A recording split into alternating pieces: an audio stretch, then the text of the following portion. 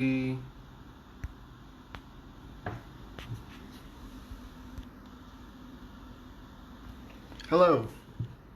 Looks like we're live here.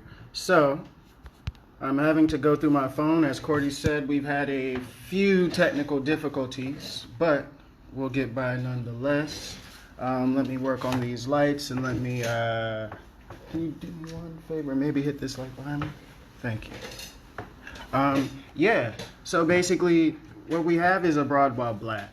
And there was a real reason that we started this group. It wasn't always this way in the United States, and I'm just talking while I'm getting a few people to reconnect and join. But as it stood, from what we were seeing online, what we're seeing in the news, what we're seeing in all these different places, things weren't always this way. And we're in a very interesting time right now. We're in a very, very interesting time right now where a lot of things that have always gone on, a lot of things that have always been going on under the surface, we're starting to see them right now in our faces. I think this COVID has kind of removed some of the safety nets, some of the pleasantries that we would have usually received in certain situations. And now we're just seeing life for what it is, raw and uncut. And being a person that, even in the United States, I'm a military brat. Okay, we got 7 people on. We have a few more people coming on. Awesome. Welcome to everybody joining. But being a military brat, I always moved around the United States. And living in Chicago, living in Washington, D.C., living in Mississippi, of course, shout out to the Dirty South.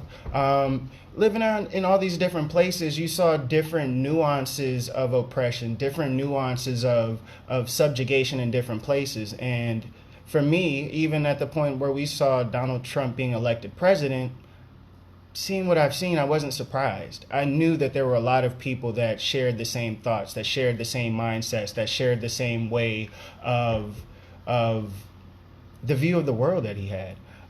So again, none of these things surprised me. But was surprising, and Cordy kind of touched on it again when we were in part of her discussion, but what kind of changed when I saw Cordy move to Africa was that I didn't have to stay here. If I didn't like America, or if I've heard it said to me directly, go back to Africa or go back to somewhere else. At some point, it was like I don't have to stay here.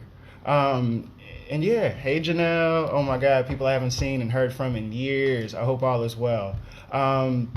A question just came up, like, how am I feeling after the killings? It's really interesting where after growing up and so many people kind of telling you, or having this negative perception of Africa, having this negative perception of how things are over here. It's a jungle, it's wild, it's crazy over there.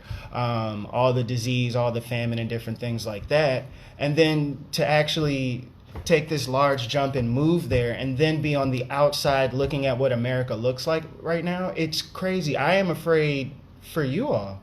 I'm afraid for you guys. Like, I kind of don't understand what it's like anymore. I've kind of forgotten. And what I've forgotten was one of the things that I realized when I first stepped off the plane here was that there was just a fear that I didn't have anymore. There was a social pressure that I didn't have anymore. There was this way of when you see police around, like the way that I'm not worried. I don't have this fear. Now, if you're doing things you shouldn't be doing, of course, like, you know, if you're drinking while driving, not saying that I support that, but if you're doing ignorant things, you're going to have that nervousness. But it's not like I'm afraid for my life. Like, this could be the last time I'm doing whatever it is I'm doing. Hey, Jacqueline, welcome to the chat. Yes, so just to kind of take things back a step, I guess since Cordy introduced it, and Cordy's been roasting me very slightly about my Android life and different things like that, I'll say even when we were young in university at the Jackson State University, shout out there as well, she was always somebody I respected. So it was at a point in time where I was interested in tech. I wanted to go into computer engineering, but for some reason, I just couldn't find myself staring at a computer screen for hours and hours and hours a day, especially when you're at Jackson State and you hear people having the time of their entire life right outside. I couldn't do it.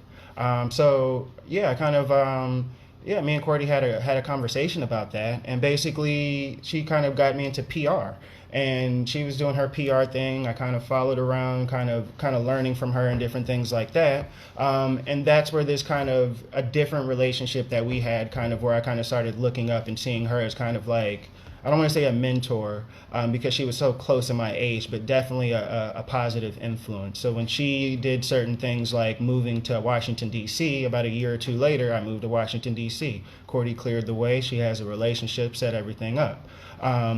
And then, yeah, when it came a little bit later, when I was in Chicago after DC, Cricket had been purchased by AT&T, and after being a part of the transition team, I decided I'm not going to take a 30% pay cut to work for a huge company that doesn't know who I am. Shout out to Team Android. I'm gonna actually see what I can do out here in this world. I'm gonna actually try something. I'm not gonna lie, Cricket paid pretty well. And they allowed me to kind of save up some money and kind of actually have a little bit of freedom to see like what can I do. So when I saw that Cordy had lived in Ghana for a few years and nothing happened, there was no great famine. There wasn't starvation. She was doing well. She was prospering. So that's where the whole idea of I can live outside of my current environment kind of took root.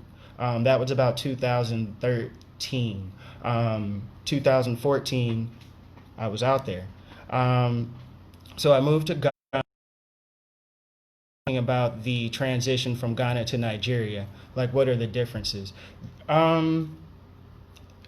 How do I say this? Okay, so my favorite part about this is like when I moved to Ghana, Ghana's like being down south. There's a church on every corner. Old people can get all in your business. There's a very communal living aspect to it, where people there's a respect for old people. When you see older people, you hear people saying uncle and aunt and different things to people they've never met in their life.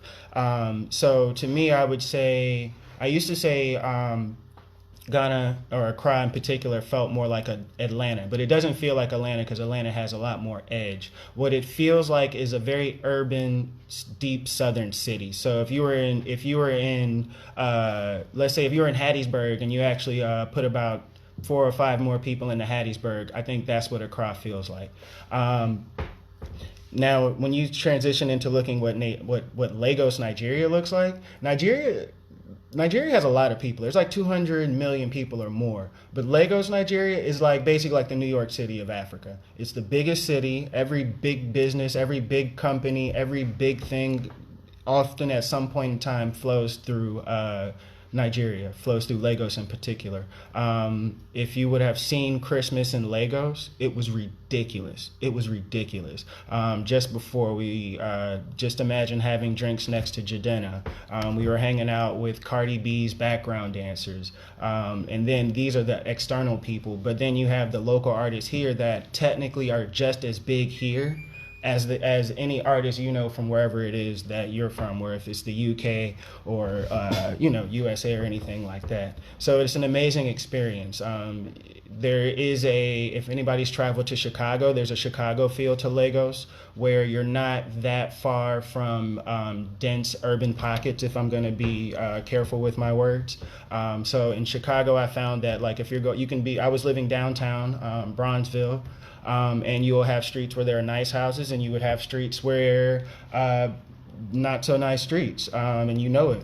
So basically a little bit, so Lagos can be that way as well. So you're not that far from like the intense areas of poverty. So you have like these amazing, beautiful, tall buildings, original, amazing architecture. The way they play with glass and colors and things is awesome. And then again, you have like shanty houses built on the water, basically on the edge of the water. So you do see the different dynamics of life here. Again, you can put 4 or 5 Accras in about half the space when it comes to Lagos. So it's not just the fact that there's a population density that's a little bit different. And what you find anywhere in the world, again, once you start traveling and kind of seeing different places and seeing how people all over the world are different, but how they have certain things that are common with what they with how they do things. So when the denser the population, people naturally become more aggressive. They become more conscious of their time, very very much so more fast paced. The more people you have in a space, the more people you see kind of moving around quickly. Yeah. Okay. So if anything is happening there, yes, the internet connection is a bit weird. Here at this time, we're right in the middle of rainy season. So once rainy season happens, I think you saw the lights go on and go off. But right in the middle of rainy season, yeah, things get kind of interesting. Ghana has a better power system than we have now, but it's very interesting because we give power to Ghana. Yeah. So anyway, moving right along. So I can talk forever about a few things, but what I wanted to make sure that we did was kind of touch on kind of what this group is here for. What are we doing and why we're doing it? Of course, I'm a Niger boy now. When you know better, you do better. But it's okay. This is a little bit faster than some of us may like. But yeah. So what I want to get into kind of is like, why do we put this group together? I'll get back to you in a second, Jennifer. I want to kind of touch through this why we are here and what we plan to achieve part very, very, very quickly. So why does this group matter? What are we trying to do? What problem do we solve? I would say that we have to consider, number one, that one of the biggest problems the Black diaspora has all over the world is effective storytelling.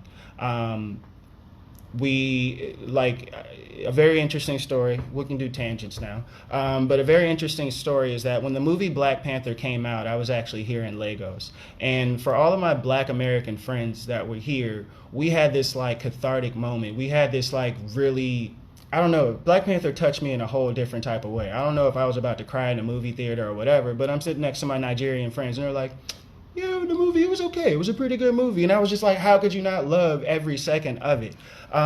What this gets into basically is that storytelling. From the American perspective, I didn't get to see us in a positive light. I didn't often grow up around us, but again, we know how everything used to be. If Black people were in the movies, we were the bad guy, we were the drug addict, we were this and that and the third. And to see that moment where a good story about Black people were told well, where we were the leaders, where we were the ones that were saving the world for the first time, like it was a special moment for me. And again, I think we need to kind of do more of that. I think we need to do a better job of telling our stories, finding out our success stories of Black people living abroad and letting people know that you don't necessarily have to stand there with somebody's knee upon your neck. You don't have to wait until it gets too late. You can go different places where people perceive your Blackness different. And you won't necessarily know that until you start getting out there and seeing what this world is like for yourself. Things are bad in the US, but one of the most amazing things they ever gave us was a passport that can go almost anywhere we want to go. So again, to trace that back, again, you wouldn't know where you could go and how well you could do in a different context and in a different place that perceives your value or your skin color completely differently. You wouldn't know how that would impact you without traveling. So like, we need to tell people about that.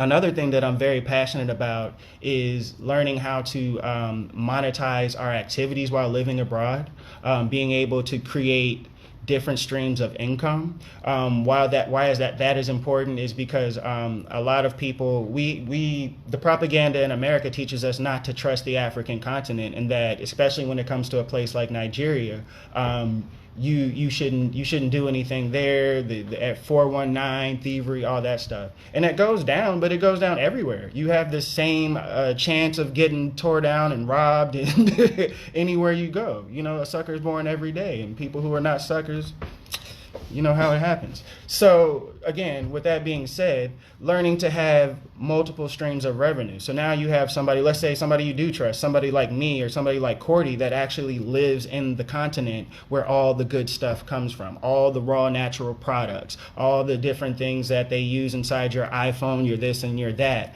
They are here, and we are right here in the middle of it. There's a reason why I came here. There's a reason why I'm so interested in doing business here, because I'm connected to the source of a lot of things going on. If we're talking about gold mines, if we're talking about agricultural products, shea butter, cocoa butter, like all these different things, I see it every day.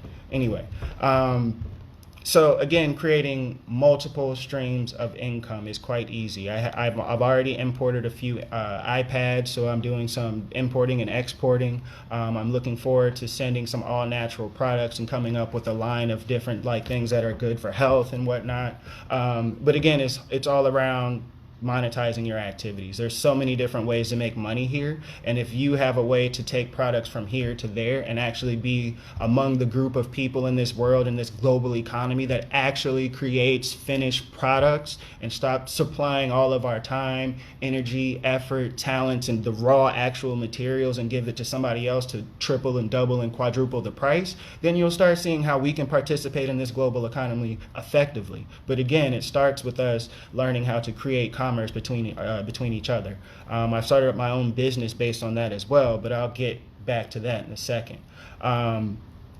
Why does this matter? Technically, I just kind of jumped into that, but leveraging and recreating global supply chains that benefit the African diaspora. As an operations person, I'm a COO right now. We were always pushing lean operations. Lean operations are amazing until something messes up in the supply chain and you realize getting something sent from one person just in time, right when you need it, and just having just what you need. Yeah, coronavirus came and you had no reserves of anything.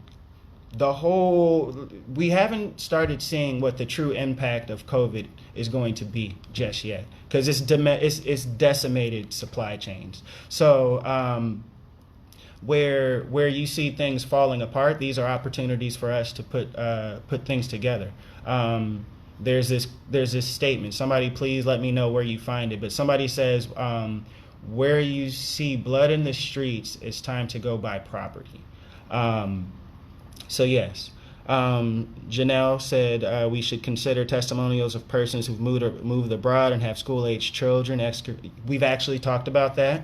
I'll touch on this in a little while. But yes, we have a list of events we want to touch on. But also for everybody who's here, please feel free, leave it in the comments. Tell us what type of things you want to hear about. Let us know what type of information that we can get to, whether it be finding the right person or doing the right research. I'm all about research. Even if you see us bringing in and interviewing people and providing things, we'll do the best that we can to make sure that we're vetting the people, vetting the information, and we're not going to be a place of fake news when it comes to living abroad for Black people.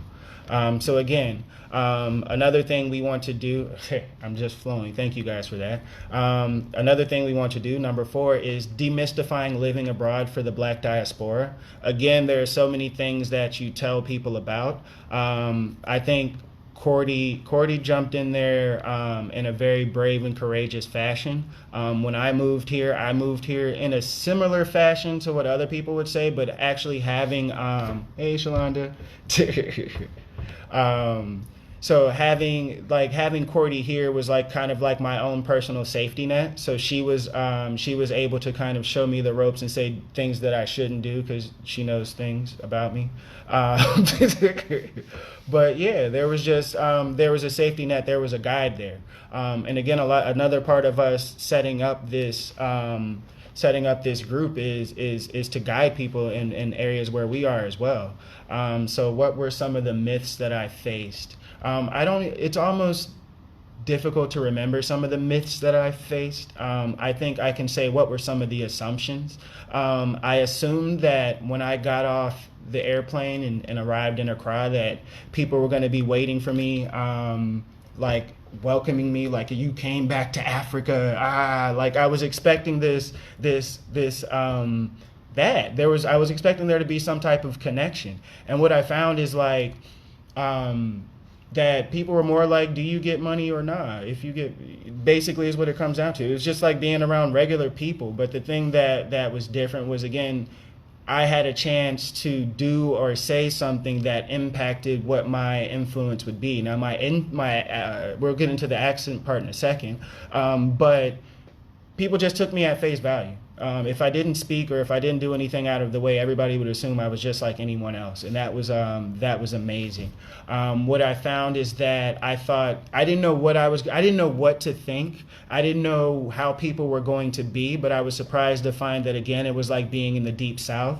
I was thinking I was going to find out about like mystic religions and different stuff like that, and I ran into like Mountain of Fire churches on every corner. Amen. Churches upon churches upon churches. Another thing that was very interesting is that in America, you don't realize that, and maybe Cordy has a different relationship with this, but for me, I was not around a lot of people of the Islamic faith, not understanding their religion, not understanding their holidays. Like I just said, I just had a 4-day weekend.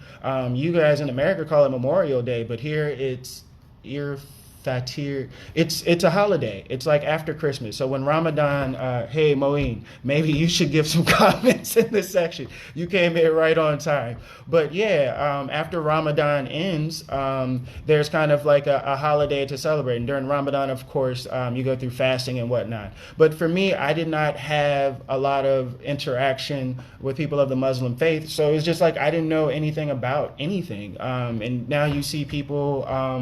I just see people. It's just interesting. Anyway, not to go too far. So again, we talked about, to go very quickly back through what the problem we solve is effective storytelling, monetizing our activities abroad, leveraging and recreating global supply chains is what I'm very focused on. We all can be a link in the chain, so to speak. We want to demystify living abroad for the Black diaspora.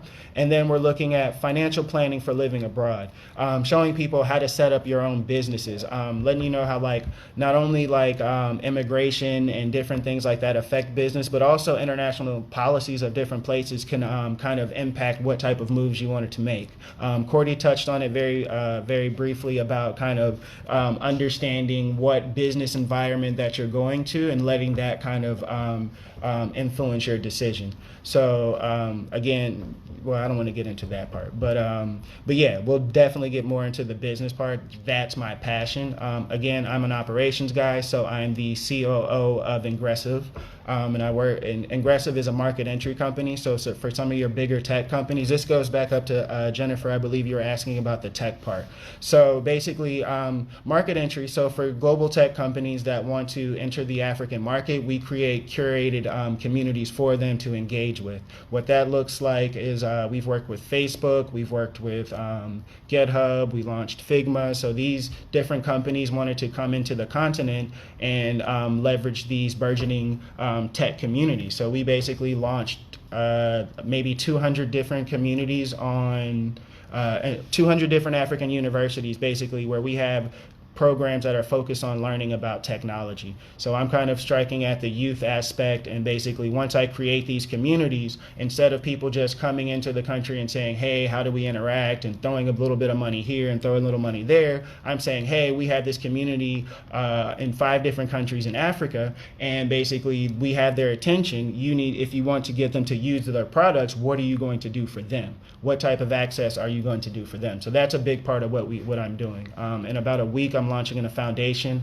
Ingressive for Good. I'll be the co-founder of that company. So that's a little bit about what I do. And again, setting up these businesses, a big part of what I was doing is operations for how do you set up communities, how do you set up the social infrastructure for how people interact. So those people were, again, young tech community members, C-suite executives and entrepreneurs who wanted to connect to technical talent. And these were actually investors who wanted to invest in the process or find some of these amazing companies that were coming out of this pipeline that we had built.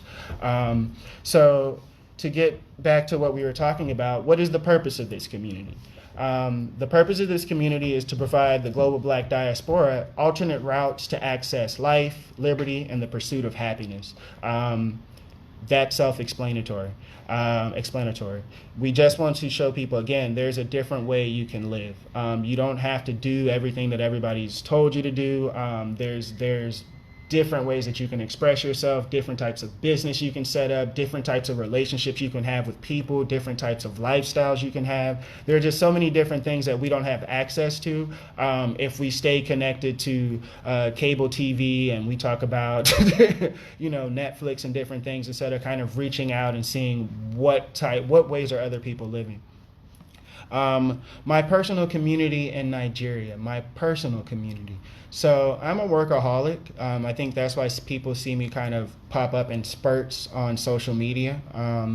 So my major personal community is built around the technical community, the entrepreneurial community, with a little bit of entertainment sprinkled in there. So I work with the entertainment space because the entertainment space, that's where you find most of your influencers for when you want to congregate groups, when you want to bring people together, or when you want to launch brands. So we always have a very close-knit relationship with a lot of the different entertainers and the media houses. Also I work with a lot of technical founders. So a lot of you guys there use Cash App. The major premise that how Cash App works has been around in Africa for probably almost a decade before you guys started using it, because due to us having a different infrastructure here than that they have in America, you create solutions, you create different solutions, basically, is what it comes down to. So we needed an application that would allow people to send money quickly person to person. If you have a more spread out infrastructure where maybe you don't have a bank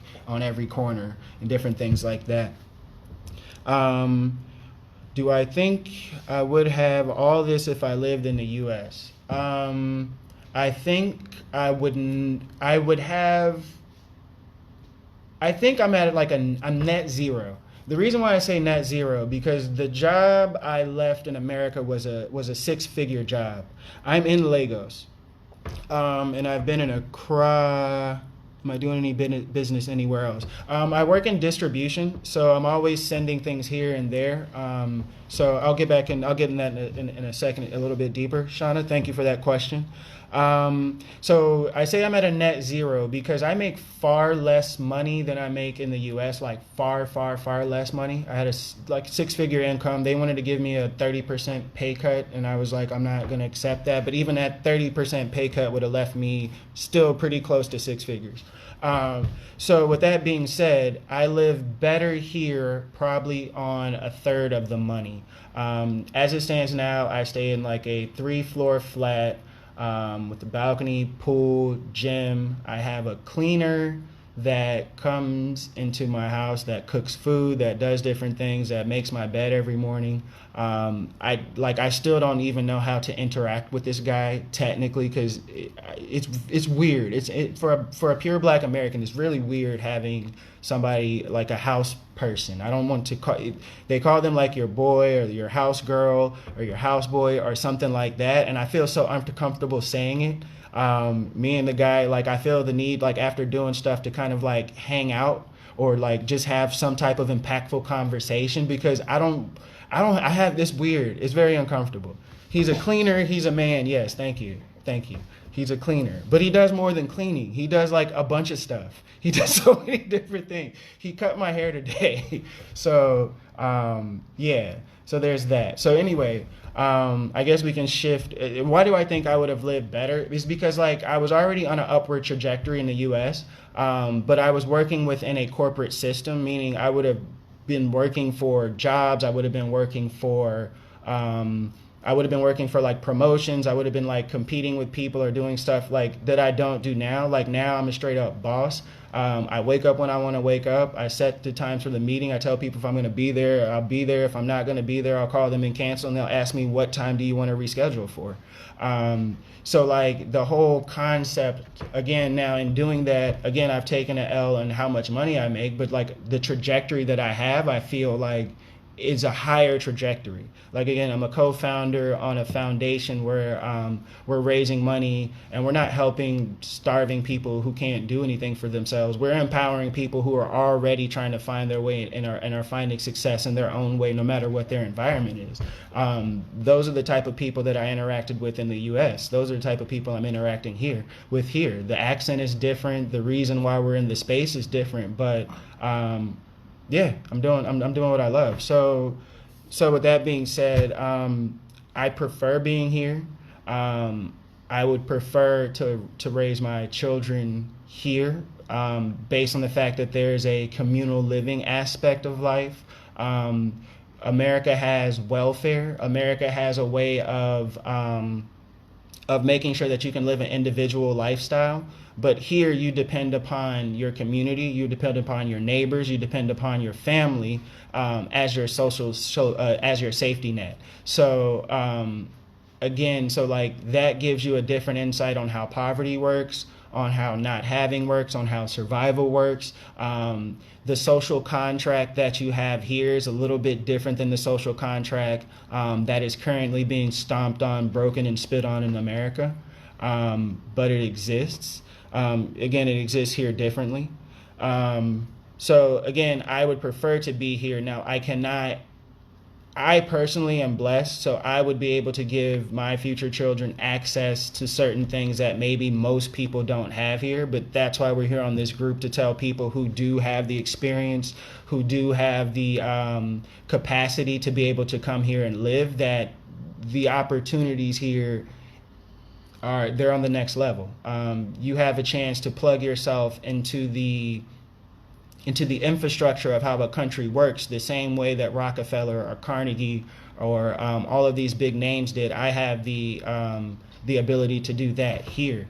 If I look at the fact that if you look at the 13 black billionaires, highest paid, highest money making people in the world, once you move out entertainment, that 8 of them come from the African continent. And these people aren't, again, I moved out entertainment, but these people are doing things like making concrete and selling sugar and making like packaging pasta. Like they're doing like really common stuff and are changing, are just like generational billionaires. So like I have an opportunity to come here and do something like that. Cordy, I'm talking, I love to talk. Let me know how I'm doing on time as well. But again, you have the opportunity to be that here. And then again, from my perspective, I play the long game. So I know what I'm doing here is building an infrastructure for something that I might not necessarily benefit from. But I'm also now tapping into a completely different mindset where even in saying what I just said, there is no limit to what we can achieve here in the time that we have if we don't put those limits on ourselves.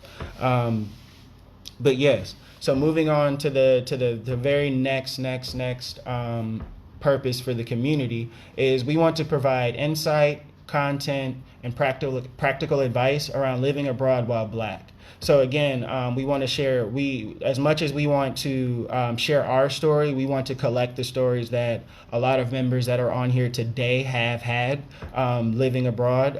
There are people here we know that have full-on families. We know people who are kind of nomadic like myself. And we've had completely different experiences. But the fact that all of us, or all of these different types of family types or different reasonings behind it, a lot of us have made it. Usually, just like any product or service that you use or take, you usually only hear the bad stories more so than the good stories. So you've probably heard terrible stories about people coming here, but I've met a lot of people who are doing better than ever, and I'd like to say I'm one of them. So again, to provide the content that would help you guys kind of see how you can create a life outside of the one that you already have, one that would include your children, that would include other members of your family. We want to also, the third purpose is to create engaged communities around successful interaction with other global Black expatriates. So again, building a community. So it's not only are we going to be sharing content and stories, but also building relationships with people all over the globe. So again, just like I had with Cordy, when I wanted to take the leap and move to a different country, I had somebody kind of holding my hand and showing me what to do and what not to do. We can create these relationships online. Again, you can. There are people here in this group that may live in a different place that you can just reach out to and say, "Hey, I'm coming. I want to come, or I'm interested in coming. What can you do, or how can you help me?" We actually started doing some relocation types of services and different things here. So I'd definitely be able to help with people who want to move to Nigeria, Ghana, South Africa, Rwanda, and Kenya. I have some pretty deep links in all of those places. So again, create these engaged communities. We also want to build a platform to showcase what Black people are building and creating around the world. Again, we are capable of creating the next Apple, the next Amazon, the next any number of one of these different things. The Cash App that you used, technically, again, iteration of it had existed in Africa, probably Kenya in particular, probably close to 10 years ago. Why couldn't one of us have had a relationship where we could have brought that from Kenya to the US? Why couldn't that have been our big thing? A major part of it is we don't necessarily support ourselves. We don't necessarily trust the products and services of that we create ourselves. If you look at Tata Motors is an Indian company that made cars. The first set of cars that came out, the Indian people, everybody knew that car was not a good car, but they knew that they had to buy that car if they wanted their car company to survive. So people supported that company. And now you fast forward 30, 40 years later, and I think they bought Jaguar or something, but now this is a major car company. We have to find ways to support ourselves. And part of what we want to do is expose those companies that are doing amazing things and show you, like, these are people you can support. Again, it's not for us to create every single thing. We want to partner and leverage and work with people who are already doing amazing things in the community. So again, that kind of taps back to that global engagement that we want to create. And again, if the fifth purpose of this community is we want to change global narratives around the Black diaspora through sharing international stories and positive outcomes. So again, it's one thing to say we want to share content and different things like that, but we want to be very direct in the type of content that we're going to be requesting from our community and the type of content that we're going to be sharing. And again, it's going to be to shape a narrative, to show people that you can be successful, that you can grow. Are there going to be people on our groups, on our comment sections, and different things say, "Oh, I had a terrible experience. This thing didn't work for me the way you said it didn't." Yeah, it does. Everything don't work for everybody. That's a fact. But we can start telling what did work for people. And if we start telling enough stories about what did work, we can start seeing what the trends are. What did these successful people with families do? What did these successful people who had immigration problems do? What did these, all these different things. Like, we can start basically, again, creating a narrative of success, creating a narrative that shows us in a positive light. Again, so those are mainly just tapping into kind of the purposes of what we want to do.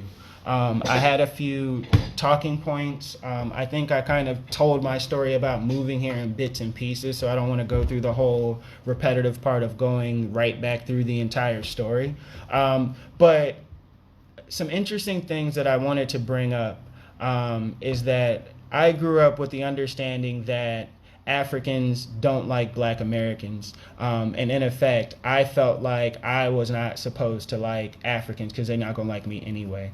And there are a lot of reasons for that. I think what you really have to look at, number one, is that from a public relations standpoint, Black America is not doing itself no favors. So if you are looking at Africa that has a communal living where people may listen to, let's say, Lil Wayne, They may listen to Lil Wayne as much as they want to in their house. They're not gonna go out in the streets and act like Lil Wayne. There's a more communal living. There's a higher level of respect. That's more old school than what we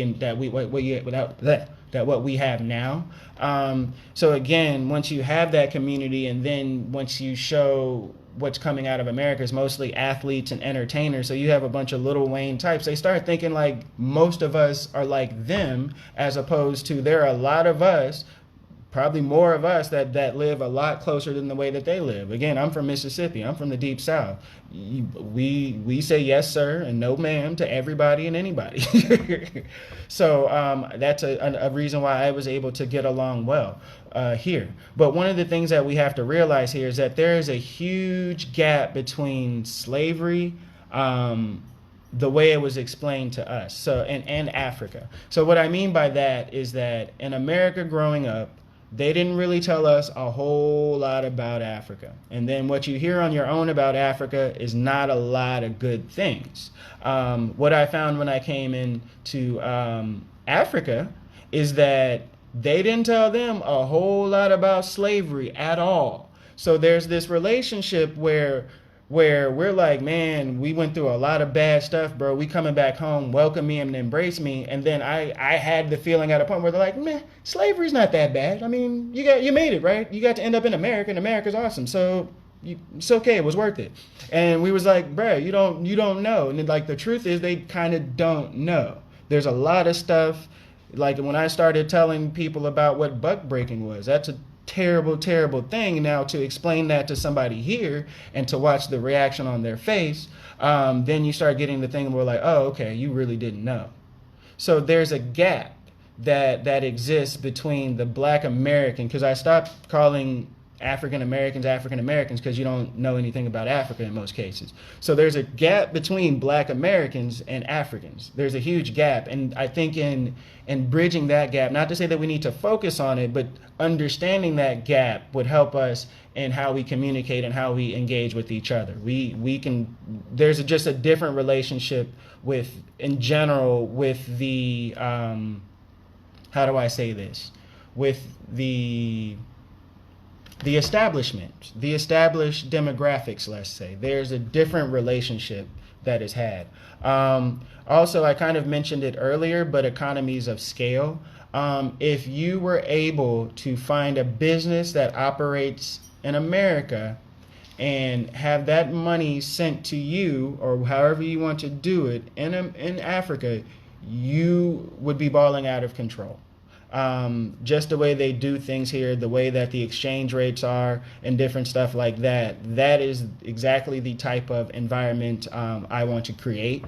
Those are the type of relationships I want to build, because that is the quickest way that you can kind of start building or tapping into generational wealth as it pertains to, again, tapping into the infrastructure of an entire country and or continent. Again, part of the ways that I'm doing that is through importing and exporting. If you look at it, if you look at in the States, I see a lot of these FX companies kind of jumping up and jumping down, like people sending me all these different things. Like FX works, but if you look at importing and exporting as the same way FX works, then you will kind of understand that you can buy things cheaper in one place, and then you can take it to another place where the currency or everything's more expensive and be able to offload it there. So there's a lot of opportunities to do business here. So what I'd like to ask everybody to do who's listening and paying attention, what we're going to do is, again, every week we're going to be having different points. So we're looking at talking about things like food, like dating, entertainment, what entertainment is like. I'll be telling you guys about entertainment. I spent Christmas in Ghana, New Year's in Lagos. Like I've traveled. I've done New Year's in Vegas. Like I've done New Year's in Spain. I've gone to different places. So like I'll be telling you guys about how this entertainment life works for as long as I have left. I'm gonna be off the market real soon, so we'll have to change the way we do things. A little bit. So we'll be talking about some of the things we missed. I'll be telling you all about like some of the things that surprised us. We'll be getting into like how to move, what some of your greatest challenges would be, and different things like that. So, but again, I would love for everybody in the chat to kind of give me some insight from your perspective. What do you want to know? What things are you interested in? You can DM me if sometimes people have spicy questions and maybe you want to throw the rock and not show your hands, and that's fine. I can be the one that would talk about certain things. I'm pretty free when it comes to these type of things. But like, just let me know what you guys want to know about. Everything that you guys want to know or ask. Maybe it's not for us to talk about on the group. Maybe it's just for us to have a one-on-one chat, or me to connect you with somebody who could have that conversation with you. But let me know, and we can get those conversations going. But again, it's to create these bridges and build this social infrastructure with this entire this global African diaspora. So I think we're about to wind up here shortly. Cordy, let me know how much time, or if you want to switch back over. If there's anything else like that, let me know in the chat section section below. But again, I've kind of touched on what we're going to do, what the purpose is, what problems we want to solve. I told you why I'm doing this. And I've also touched on some of the things that I've been doing while I'm here. Also, I started my own operations consulting firm here. I operate primarily in Lagos and Accra, so basically Nigeria and in Ghana. So basically what I have done is I've built out a distribution network that goes through most of Nigeria. What that means is if you have a product or service or if you have a business idea basically in the US, or if you want to relocate here and start a business idea, or if you want to partner on a business idea or move a product or service here, what I would do is I would build the entire infrastructure for basically how do you take your product from the idea in your head to the people in the streets anywhere you want to sell it. And when I say the infrastructure, that goes down to the operations, marketing strategy, distribution, logistics, again, HR, taxes, compliance, regulations. I handle all of those different things when it comes to setting up your business. And again, I've built a nice distribution channel where I can enter things and I can get things into and out of, again, Nigeria, Ghana, Rwanda, South Africa, and Kenya. But as far as if you want to actually set up actual business, between me and Cordy, I can plug you into Lagos, Nigeria, and I can get you to any corner of Nigeria, meaning I even have a partnership with a motorbike company where I can have it shipped by car and dropped off in front of somebody's house, whatever that is. So that's basically what I've set up to operate here. And again, I've positioned myself so when we start having these conversations and people want to, when people get tired of setting things on fire, when people get tired of breaking windows and different things, and we want to get to the root of the problem, I'm here to kind of help us set up. When I say get to the root of the problem, and in the U.S., Black people have zero leverage. We are working with people who have found cunning ways, violent ways, or whatever ways to attain a large amount of wealth by any means necessary, and we continue time after time to go and ask these people like, hey, you should be fair. There was no fairness in how they gain this wealth. There's not going to be any type of fairness in how they get it or how we're going to get it back. Now, I'm not going to say we need to start a war or do anything crazy like that. But again, what we do need to do is have leverage. I would prefer to say we need to have financial leverage. We would need to have a financial revolution. What is the difference between a financial revolution and or let's say the Civil Rights Act? When it came to civil rights, we were asking the government to allow us to be treated like human beings. When it comes to a financial revolution, we just need to start spending money with ourselves strategically. We don't need to ask anybody for permission to do anything. So again, I have been working diligently for the last 6 years within the African continent to build the infrastructure necessary to get either A, raw products and services out of this country, or B, finished products into this country. But the entire goal is to create finished products. That's what my operations firm does. I'm here. Burrowes Enterprises, www.burrowesenterprises.com. You can go and find some information there. For the foundation I'm launching, it's ingressive.org. You can find out information about how you can help participate in making this continent better. So maybe when they finally say, hey, when we burn enough stuff down and they say y'all need to leave, maybe we can have somewhere nice to go. So anyway, I'll end that part there. Please invade this comment section. Leave us some notes, some thoughts. Keep following the page. Hopefully we'll give you guys some things you can really get behind and support. I appreciate everybody who's stuck around and who follows us. Abroad While Black, it's a movement. All right, y'all have a good one.